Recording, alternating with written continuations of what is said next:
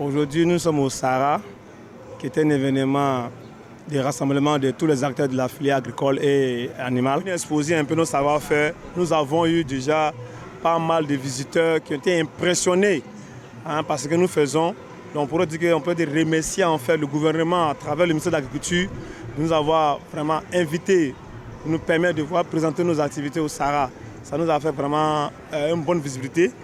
Et on est sollicité un peu de partout depuis qu'on a commencé le Sahara. Aujourd'hui, nous sommes au Sahara pour présenter ces machines-là que je présente. Nous avons un décortiqueur. Il nous permet d'enlever la balle de riz. Nous avons un blanchisseur et un calibreur. Il nous permet de séparer les brisures de riz entiers. Dans le temps passé au village, par exemple, les parents étaient obligés d'aller demander mortier de leurs voisins ou voisines pour pouvoir piler le riz. Aujourd'hui, grâce au développement, nous sommes trop avancés actuellement. Grâce à ces machines-là, on arrive facilement à consommer le riz sans cailloux, sans sable.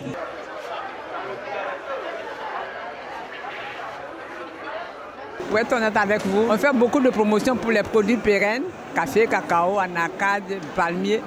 Mais ce qui nous donne à manger au quotidien, tous les jours, malheureusement, les gens ne font pas assez de promotions et nous ne sommes pas assez soutenus.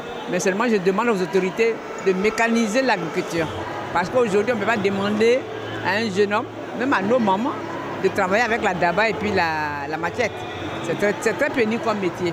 Donc il faut moderniser. La Chine est un pays très industrialisé, donc c'est un focus dans lequel s'inscrit en fait le groupe chinois Mainland Group par rapport à l'agriculture ici en Côte d'Ivoire. Mais l'idée c'était surtout de nous faire connaître au grand public, de faire savoir ce que la Chine est en train de réaliser au niveau de la Côte d'Ivoire et puis par le biais de Mainland Group exposer également les différentes technicités des acteurs chinois qui ont été largement présentés ici en Côte d'Ivoire et donner, je vais dire, une ouverture à la Chine en Côte d'Ivoire. Parce qu'il est important que nous puissions vraiment mettre le pied dans, j'allais dire, le plat de l'industrialisation agricole à grande échelle.